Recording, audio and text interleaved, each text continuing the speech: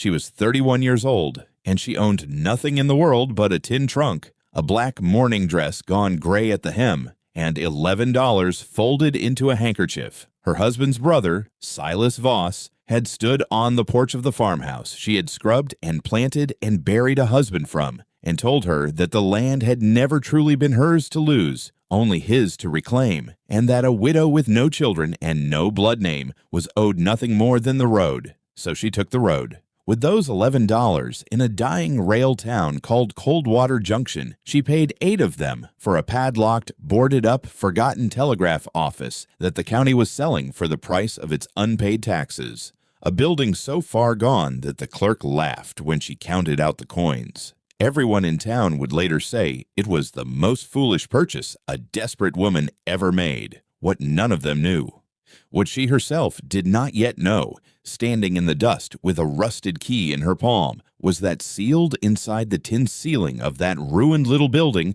waited a message that had never reached the hands it was written for, a message that would, in time, answer for 30 years of a town's quiet grief and change the course of her own life. Besides, settle in, and let us tell you the story of Adelaide Rourke Voss. If you are watching this from a place that the world seems to have written off, tell us in the comments. We would love to know it. Adelaide had not been raised for this kind of poverty, though she had been raised, her father always said, for exactly this kind of trouble. She was born in 1858 in a narrow brick house in Zanesville, Ohio, the only surviving child of a watchmaker named Josiah Rourke, a quiet, deliberate man who kept a shop no bigger than a pantry and filled it, floor to ceiling, with the small, disassembled hearts of clocks. Her earliest memories were of sitting on a high stool at his workbench, her chin barely clearing the surface, watching him lift a broken pocket watch from a customer's palm the way another man might lift a wounded bird. He never once told a customer their clock was worthless. He would turn it over and over again, tapping the case gently with one knuckle, murmuring half to himself and half to her,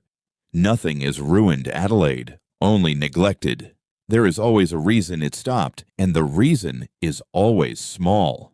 By the time she was 12, she could clean a mainspring, could set a broken tooth of a gear back into its brothers, could read the tiny stamped numbers on a movement the way other girls read hymnals. Her mother had died bringing her into the world, and so it was her father who raised her, and what he gave her, more than any trade, was a particular kind of patience. The patience of a person who believes that broken things still have their whole worth inside them, waiting only to be found. He died when she was 19 of a lung fever that came on hard in a wet Ohio spring and left her the shop, which she sold for enough to live modestly for perhaps 2 years, and a small cedar box of tools she would carry with her for the rest of her life. It was in that same year at her aunt's church social that she met Thomas Voss, a broad-shouldered young man out from Kansas visiting relatives who had the sunburned forearms of a man who worked land and the surprisingly gentle patience of a man who had grown up the younger of 2 brothers under a father who favored the elder. Thomas did not care that Adelaide could not cook a goose properly, or that she smelled faintly of clock oil. He cared that she listened to him the way she listened to a stopwatch, carefully, as though there were something worth hearing underneath the silence.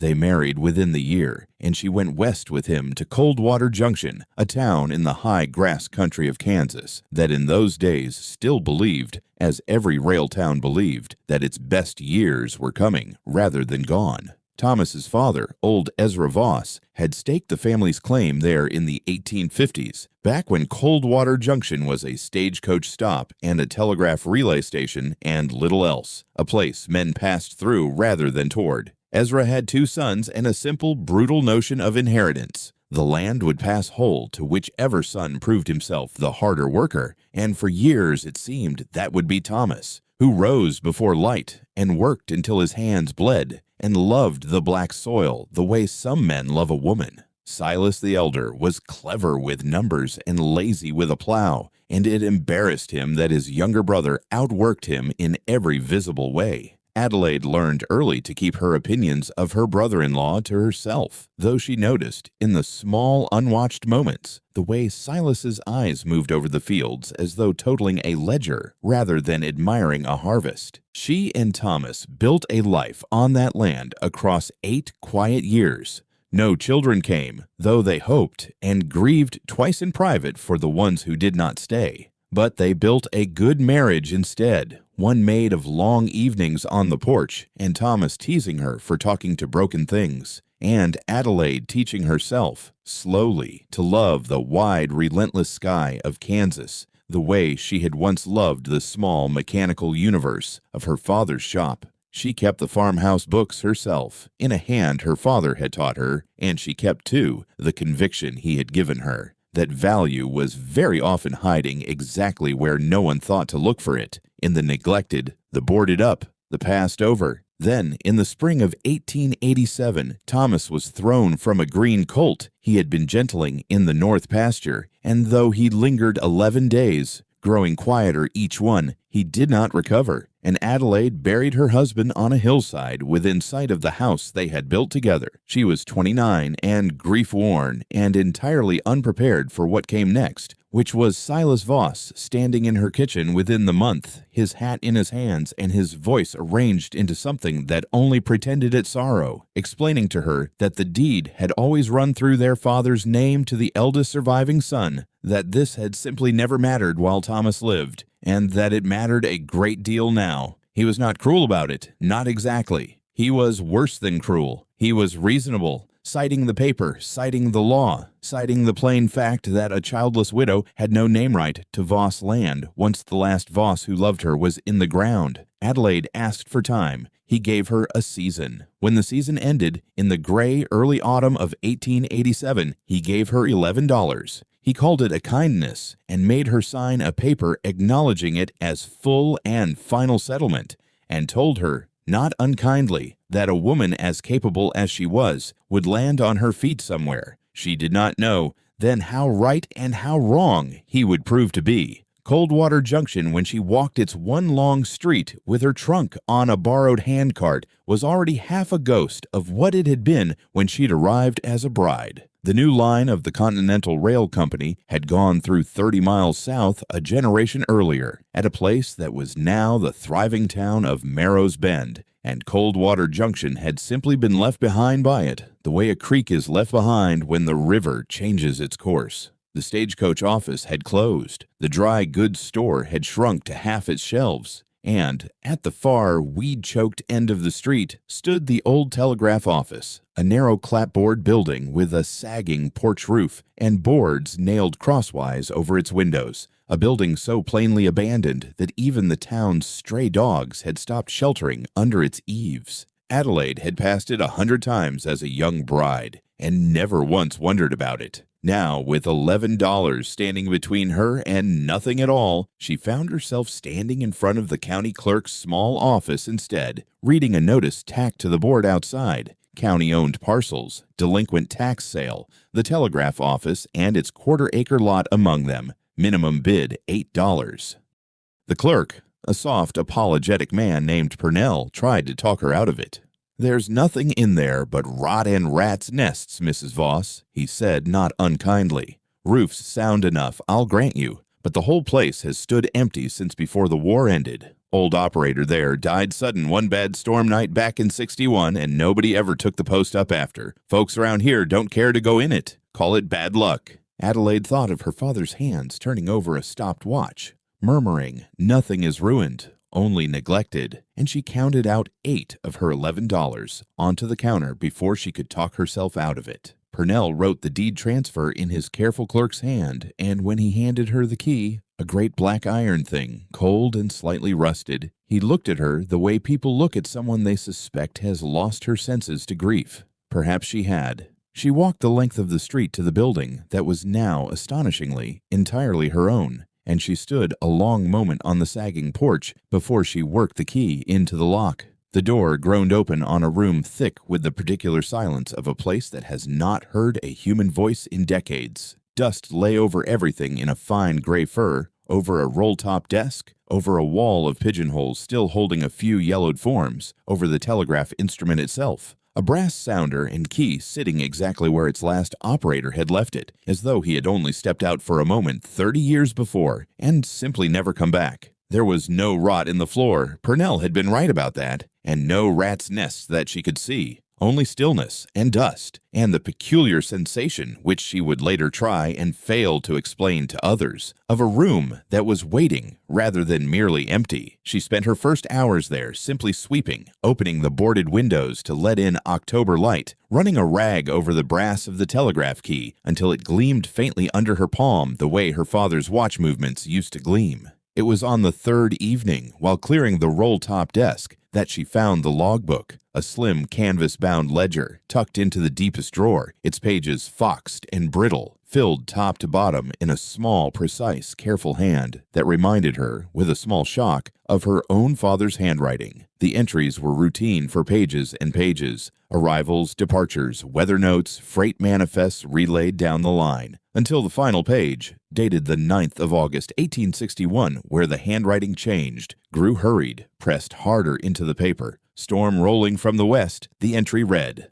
"Line to the relay station down badly, patched twice already. Urgent message received this hour from the Continental Rail Survey Office, addressed to the Town Council of Coldwater Junction, marked most urgent to be hand-delivered without delay. Will carry it myself the moment this weather breaks, as no boy can be spared in it." The entry ended there, mid-thought, the final word trailing into a line where the pen had simply lifted and never come down again. Beneath it, in a different, later unfamiliar hand, someone had written only 2 words: Marrow, deceased. Adelaide sat with that logbook open on her lap until the last of the light went out of the sky, feeling the particular chill that comes not from cold, but from understanding that she was holding the last thoughts of a man who had died with an unfinished duty still in his hands. She learned the rest of it the way one learns most things in a small town, in pieces over cups of coffee from people who did not know they were handing her the edges of a mystery. The operator's name had been Eli Marrow, and he had kept that office for 11 years. A bachelor, well-liked, known for walking 2 miles in any weather to deliver a message rather than let it wait until morning. On the night of the 9th of August, 1861, with the worst storm in a decade tearing sheet lightning across the plains, Eli Marrow had gone out into it. No one quite knew why, since the town council did not meet that night and no one had sent for him, and had been found the next morning at the foot of the church steps, dead of a fall in the dark and the mud, his lantern shattered beside him. Whatever message he had been carrying, if he had truly been carrying one at all, was never found on his body. And in the confusion and grief of his sudden death, and the chaos the war brought hard on its heels that very same month, the telegraph office was simply shuttered, its post never refilled, its papers never sorted, and Coldwater Junction never told, so far as anyone living could say, why the rail company survey men never came back through, settled slowly into the belief that the town had simply been judged, weighed, and found not worth the line. It was a story the town had absorbed so completely into its own sense of itself that no one thought to question it any more. They had been passed over. It was simply what had happened to them. Adelaide thought of her father again, and of every stopped watch that had come across his bench with some owner's certainty already built around it.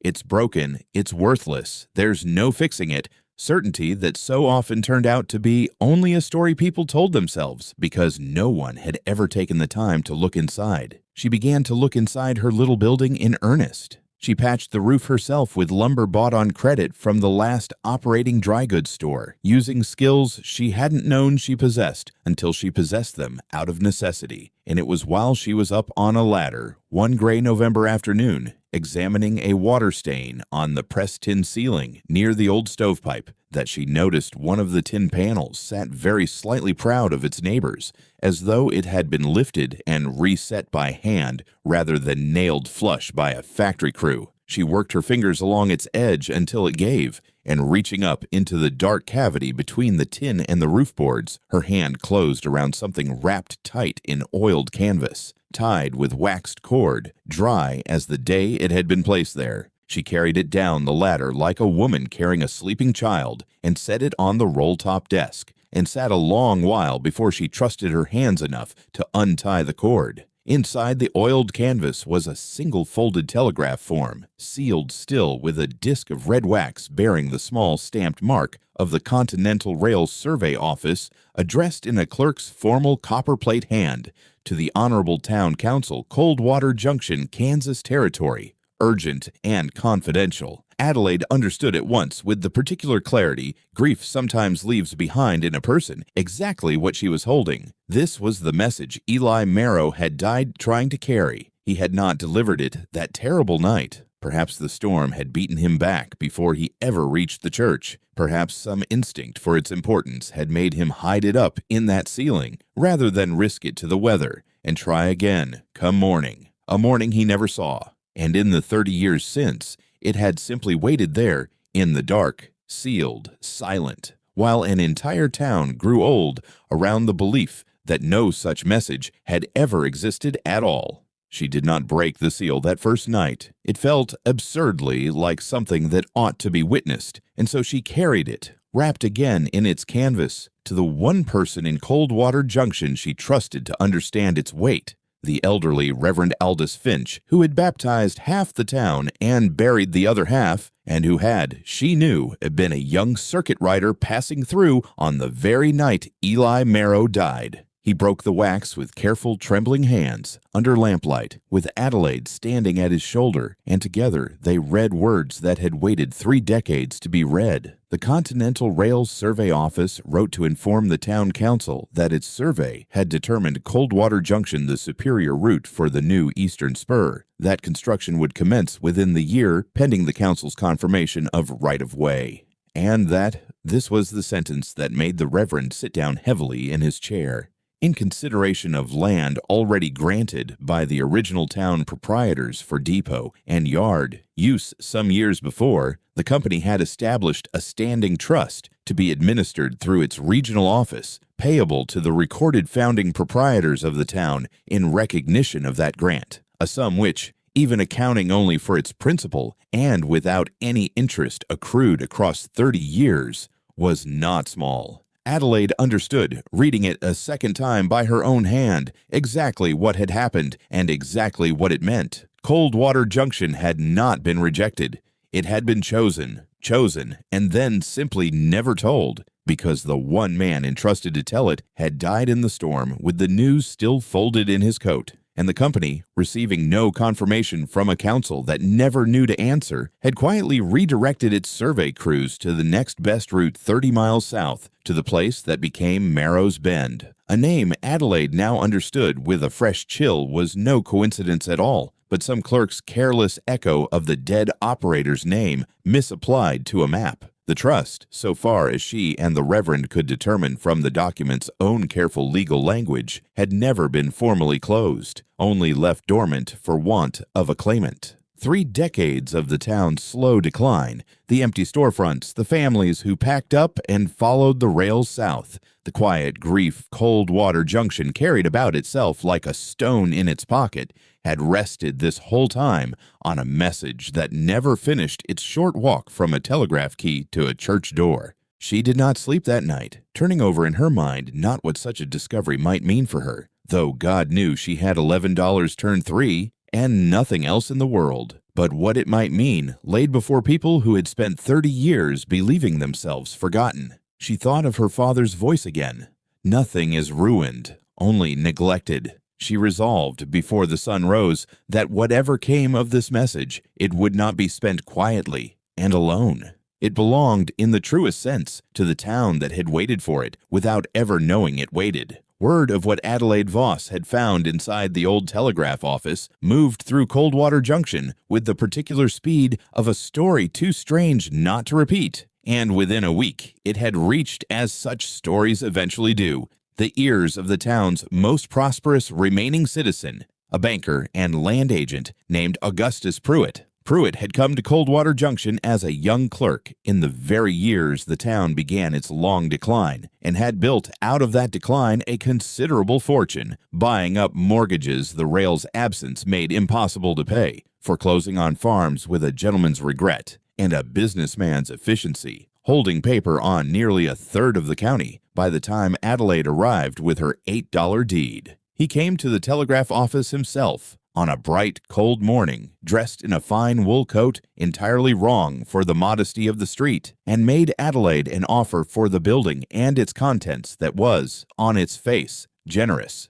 $300, more money than she had seen in a decade, cash in hand, no questions asked. Adelaide, who had learned patience at her father's workbench and grief at her husband's grave, and had lately been learning, day by day, a colder and more useful lesson about the men who profit from other people's misfortune, asked him plainly why a document belonging to the town council, and no one else, was worth $300 to a private citizen who was not on that council. Pruitt's smile did not waver, but something behind his eyes went very still, and it was in that stillness that Adelaide understood, with the same clarity that had come over her opening the canvas-wrapped telegram, that Augustus Pruitt already knew more about Eli Merrow's undelivered message than any honest man should. She refused his offer. He left without his smile. It did not take her long, working carefully through old county land records with Reverend Finch's help, to piece together why. Pruitt had come to Coldwater Junction as a very young man, clerking briefly for the county recorder in the same terrible summer Eli Merrow died, and a faded ledger entry in his own youthful hand, the same hand, unmistakably, that had written Merrow, deceased beneath the operator's final log entry, showed that he had been among the first men to search the telegraph office after Merrow's death, sent to inventory the post's effects.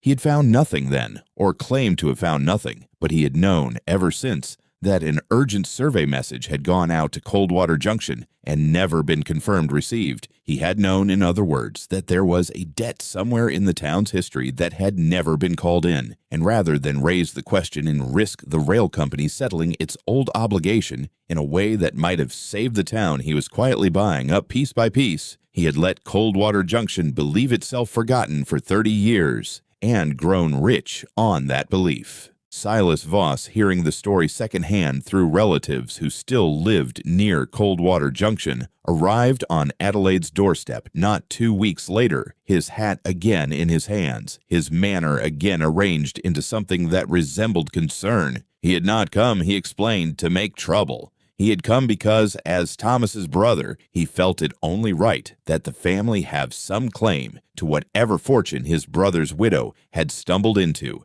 given that she had, after all, found it inside a building on Voss land, or near enough to it as made no difference to him. Adelaide, standing in the doorway of a building she had bought with her own $8 and repaired with her own 2 hands, informed him with a calm that surprised even her that the telegraph office had never belonged to a single acre of Voss land, that its deed bore only her name, recorded fair and square at the county office, and that whatever it held belonged in law and in conscience, to her and to no one else, except, she added, that she did not intend to keep it for herself at all. Silas left angrier than Pruitt had, which told her something true about the difference between the two men, and something truer still about which of them she needed to fear less. The matter came, in the end, before the whole town, in a meeting called in the same church, whose steps had once received Eli Merrow's body, on a cold evening in the first week of December. Adelaide stood at the front of that church with the original telegram in her hand and the old logbook beside it, and told the assembled town, farmers and shopkeepers, and the handful of families who had never quite managed to leave, exactly what she had found, and exactly what it meant, and exactly what Augustus Pruitt, seated stiff and pale in the third pew,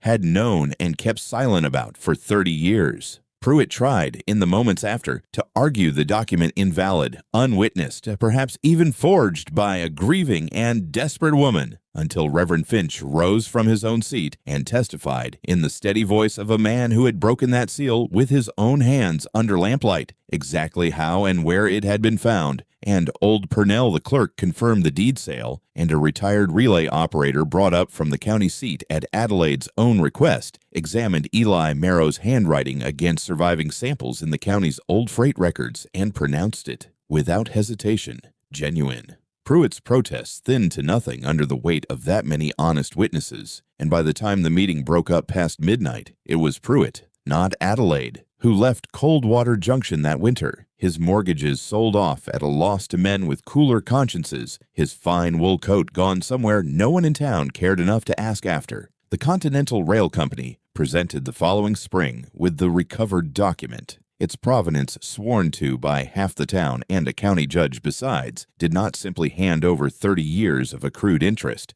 as some in Coldwater Junction had hoped in their more feverish moments. Companies rarely move so generously or so fast, but its regional office, faced with a legitimate and well-documented claim on a trust it had never formally closed, negotiated a settlement that spring, which was, by any honest measure, a fortune to a town that had believed itself entirely forgotten. Adelaide, who might easily have claimed the whole of it as finder and rightful deed holder of the building where it was recovered, asked instead for only a modest finder's portion, enough to see the telegraph office properly restored and herself comfortably settled, and directed that the greater share be placed in the hands of the town council itself, the very body it had been addressed to 3 decades before, to be spent as the town saw fit. Coldwater Junction saw fit over the following 2 years to grade and gravel its main street, to build a proper schoolhouse where children had been meeting in a converted grain shed, and this Adelaide insisted upon herself, over the council's mild protest that it was needlessly sentimental, to petition the rail company once more, this time successfully, for the short spur line that had been promised and lost 30 years before, so that Coldwater Junction, at long last, heard a train whistle of its own. As for Silas Voss, karmic justice came to him not in any dramatic reversal, but in the slow, ordinary way it comes to men who mistake cleverness for wisdom. His overextended farm, bought on credit against a certainty that the family name alone would carry him, foundered 2 hard seasons later, under debts he had no widow's $8 and no long-buried fortune to rescue him from. And it was Adelaide, of all people, who quietly arranged for a fair buyer rather than let the county sell it out from under him at auction, not out of any soft forgiveness she did not entirely feel, but because her father's voice was still in her, all these years later, telling her that nothing is ruined, only neglected, and that a person who has learned that lesson does not get to set it down simply because the neglected thing in front of her happens to have wronged her first. And so, we come back to where we began, to a 31-year-old widow standing in the dust of a dying town with $11 in a handkerchief, paying 8 of them for a padlocked, boarded-up telegraph office that everyone but her was certain held nothing but rot. What waited inside that tin ceiling was never, in the end, only a fortune, though it became one. It was a debt the world owed a town that had quietly, wrongly, come to believe itself worth nothing, carried for 30 years by a dead man's unfinished duty, and it took another person entirely, a woman the world had also, quite recently, tried to convince was worth nothing, to see past 30 years of dust and recognize what was actually there. Adelaide Voss never remarried, never left Coldwater Junction, and lived out her long life in the small rebuilt rooms above the telegraph office she had bought for $8, keeping, until the end, her father's cedar box of watchmaker's tools on the same roll-top desk where she had once found a canvas-wrapped envelope no one else had thought to look for. She used to tell it, in her own quiet way, to children in the schoolhouse her fortune had helped raise, and she always ended it the same way, that the things people call worthless are very often only waiting for someone willing to look inside them, and that this is true, she would add gently, of towns, and of watches, and, though she rarely said this last part aloud, of widows too.